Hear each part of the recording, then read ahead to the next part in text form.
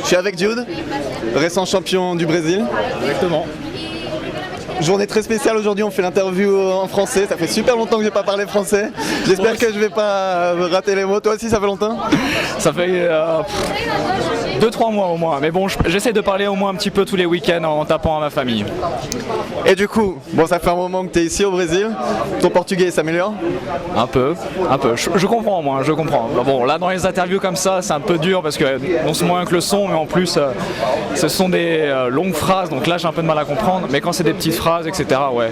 Mais au moins, je peux le lire parfaitement. Tu suis des cours? Non. Mais par contre, pendant le moment des picks and bans, là, tu arrives à comprendre ce qui se passe ou c'est seulement quand c'est en anglais? C'est que des petites phrases qui se disent et puis c'est avec du vocabulaire de LoL, donc ça dit le nom des champions, ça dit de push, siege, etc. Enfin, tout ce langage, c'est aussi du langage anglais, donc je comprends. Par contre, on a une règle, c'est que quand il vient le moment de parler de mon héros, par exemple, ou un truc du genre important qui me concerne, on parle en anglais. Et c'est quoi le mot que tu retiens en portugais? Genre, s'il y a un mot qui te vient comme ça, qui te fait rire ou je sais pas quoi? Parabéns. Ah ben effectivement. Il y a eu pas mal d'étrangers qui sont venus, des Coréens en particulier, qu'on attendait pour complètement dominer la scène. Mais finalement, le premier étranger à être champion brésilien, c'est un Français. Ça te fait un truc en particulier? Bah clairement, je suis arrivé ici, l'ancien support de Pain Gaming c'était un Coréen, donc j'avais aussi les fans à conquérir et leur montrer que bon, même si tu viens pas de Corée, comme je disais précédemment, c'est pas individuellement que tu vas faire le jeu, tu vas pas gagner tout seul, faut travailler en équipe et pour ça faut savoir s'adapter, faut savoir apprendre de la culture brésilienne qui n'a rien à voir avec la culture européenne. Tu dois aussi comprendre leur langage. Je pense pas que les Coréens avaient particulièrement une facilité à ça parce qu'ils devaient aussi parler anglais qui n'est pas leur langage principal. Moi je parle anglais depuis que je suis tout jeune, donc c'est aussi plus facile pour moi de communiquer avec eux.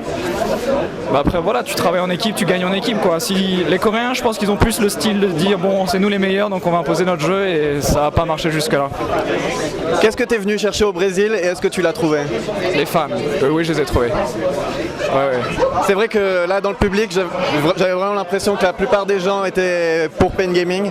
Ça s'entendait sur scène? Ouais, clairement ça s'entendait, surtout l'entrée des joueurs. Quand on a fait ça sur scène, il y a d'abord INTZ qui est rentré, on s'est dit oh ça va, ça gueule pas mal, mais dès qu'on est rentré nous, là tu sens que ça monte et tu dis que sur au moins 14 000 personnes, tu as au moins 75% qui sont pour Pain quoi.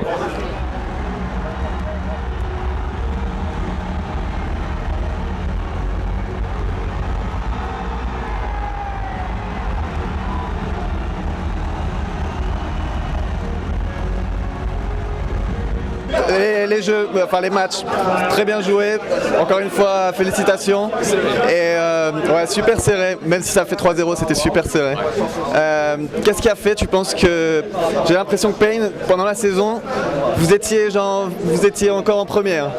Qu'est-ce qui a fait que vous avez enclenché la seconde, la troisième et la suivante? Justement, à partir de la seconde période du split, je crois que c'est quand on a perdu versus INTZ, on a perdu 2-0 contre eux. Il y avait un truc qu'on était vraiment mauvais dedans, c'était le mental. Et Pain a eu l'idée avec nous de prendre des psychologues, de travailler avec nous. Il y a 2 psychologues qui travaillent avec nous et ça nous aide énormément. Question point de vue stress, point de vue de respiration, etc. Une fois que tu es sur scène, de savoir... Et en fait, c'est en gérant ça, en gérant le stress, tu as une meilleure communication, tu es plus fluide dans tes mouvements, tu as une meilleure concentration. Et puis, je pense qu'aujourd'hui, justement, dans le jeu d'INTZ, on a vu beaucoup d'erreurs. Dans le nôtre aussi, c'est sûr, mais moins. C'est ce qui a amené à 3-0. Mais je sais pas si INTZ ont un psychologue ou bien quelque chose du genre, mais je pense qu'ils ont beaucoup eu de stress. C'était aussi l'impact de la foule. J'en doute pas qu'avoir 10 000 personnes qui gueulent à chaque fois que tu meurs, ça doit faire un impact. Voilà, ça aide pas. J'ai joué une fois contre le public brésilien en tant qu'Européen et je sais ce que ça fait. Et on a perdu justement contre la foule. Merci beaucoup. Tu vas continuer au Brésil? T'as pas prévu de repartir? Pour le moment, tant qu'on est sur la liste des Worlds, là mon objectif c'est de rentrer en France avec le ticket des Worlds, donc en septembre, de jouer sur Paris pour les Worlds.